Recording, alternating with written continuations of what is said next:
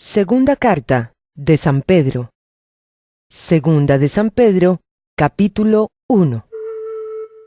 Simón Pedro, siervo y apóstol de Jesucristo, a los que por la justicia de nuestro Dios y Salvador Jesucristo han recibido una fe tan preciosa como la nuestra, que abunden en ustedes la gracia y la paz por medio del conocimiento que tienen de Dios y de Jesús, nuestro Señor.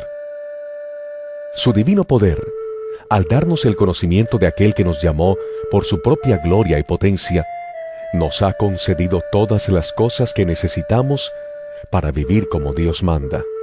Así Dios nos ha entregado sus preciosas y magníficas promesas para que ustedes, luego de escapar de la corrupción que hay en el mundo debido a los malos deseos, lleguen a tener parte en la naturaleza divina. Precisamente por eso, esfuércense por añadir a su fe virtud, a su virtud entendimiento, al entendimiento dominio propio, al dominio propio constancia, a la constancia devoción a Dios, a la devoción a Dios afecto fraternal y al afecto fraternal amor. Porque estas cualidades, si abundan en ustedes, les harán crecer en el conocimiento de nuestro Señor Jesucristo y evitarán que sean inútiles e improductivos.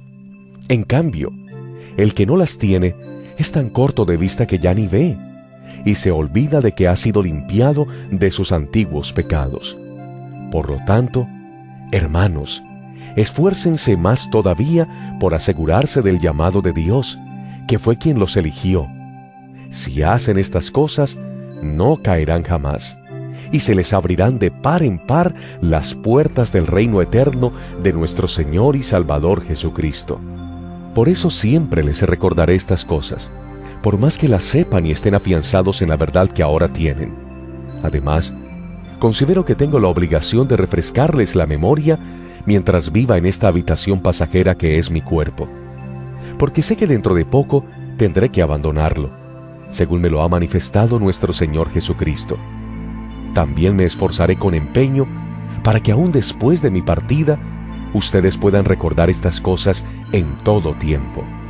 Cuando les dimos a conocer la venida de nuestro Señor Jesucristo en todo su poder, no estábamos siguiendo sutiles cuentos supersticiosos, sino dando testimonio de su grandeza, que vimos con nuestros propios ojos.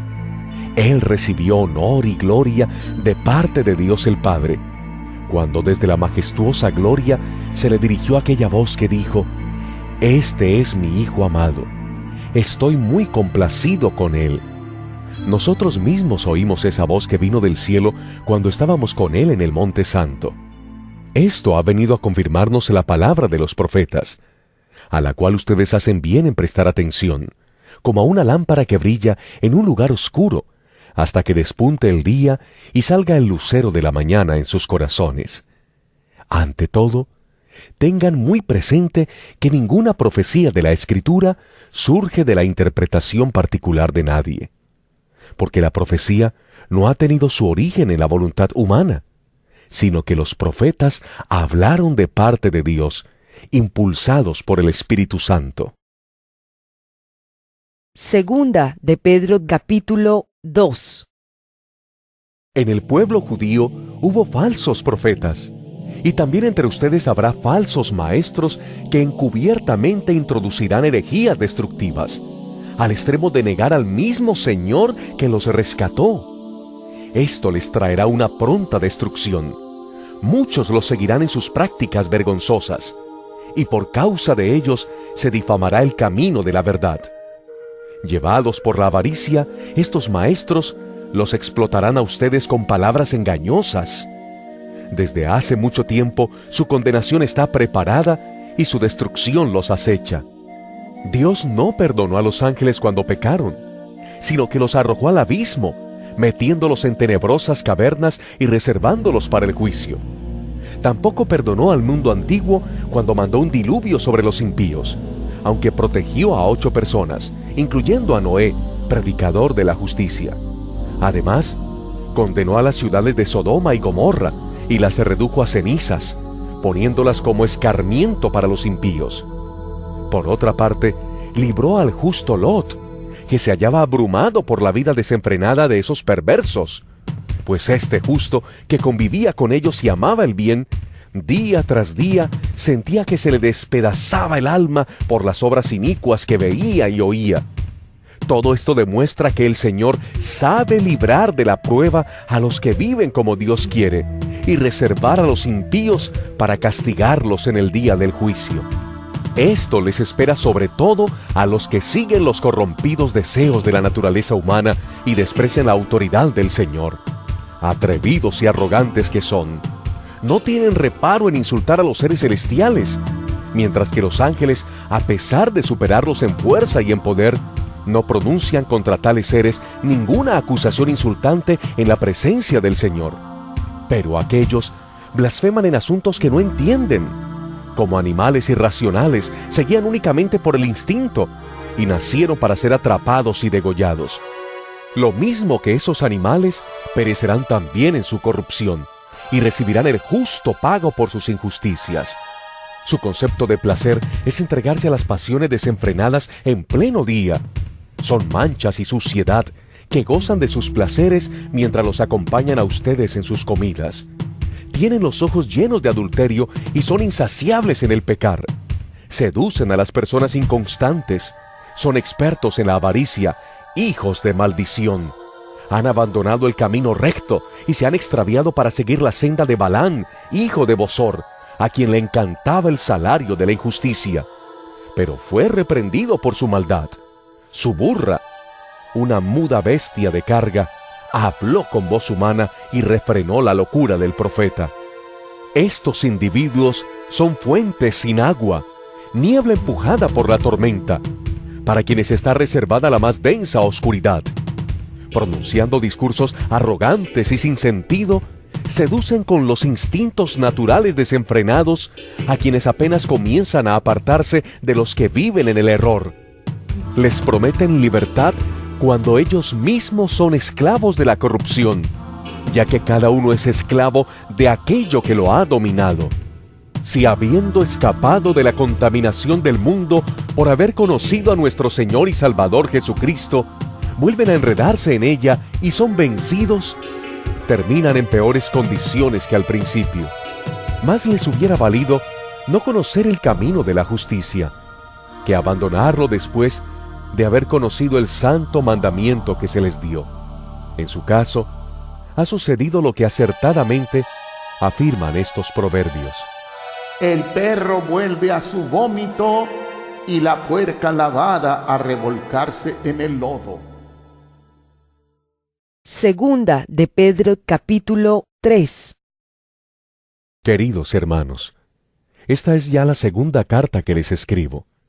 En las dos, he procurado refrescarles la memoria para que con una mente íntegra recuerden las palabras que los santos profetas pronunciaron en el pasado y el mandamiento que dio nuestro Señor y Salvador por medio de los apóstoles.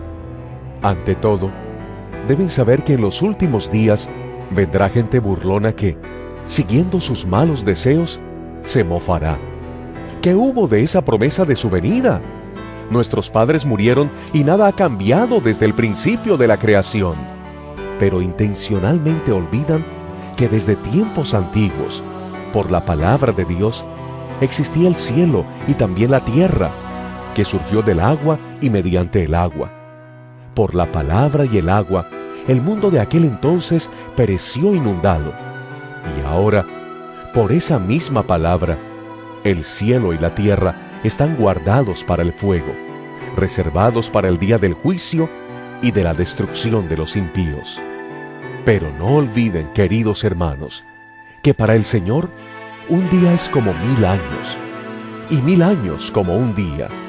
El Señor no tarda en cumplir su promesa, según entienden algunos la tardanza. Más bien, Él tiene paciencia con ustedes, porque no quiere que nadie perezca, sino que todos se arrepientan. Pero el día del Señor vendrá como un ladrón. En aquel día los cielos desaparecerán con un estruendo espantoso. Los elementos serán destruidos por el fuego y la tierra, con todo lo que hay en ella, será quemada. Ya que todo será destruido de esa manera, ¿no deberían vivir ustedes como Dios manda, siguiendo una conducta intachable y esperando ansiosamente la venida del día de Dios? Ese día, los cielos serán destruidos por el fuego, y los elementos se derretirán con el calor de las llamas. Pero según su promesa, esperamos un cielo nuevo y una tierra nueva en los que habite la justicia. Por eso, queridos hermanos, mientras esperan estos acontecimientos, esfuércense para que Dios los halle sin mancha y sin defecto, y en paz con Él. Tengan presente que la paciencia de nuestro Señor significa salvación, tal como les escribió también nuestro querido hermano Pablo, con la sabiduría que Dios le dio. En todas sus cartas se refiere a estos mismos temas. Hay en ellas algunos puntos difíciles de entender, que los ignorantes e inconstantes tergiversan, como lo hacen también con las demás escrituras, para su propia perdición. Así que ustedes, queridos hermanos, puesto que ya saben esto de antemano, manténganse alerta, no sea que, arrastrados por el error de esos libertinos, pierdan la estabilidad y caigan. Más bien, crezcan en la gracia y en el conocimiento de nuestro Señor y Salvador Jesucristo. A Él sea la gloria ahora y para siempre. Amén.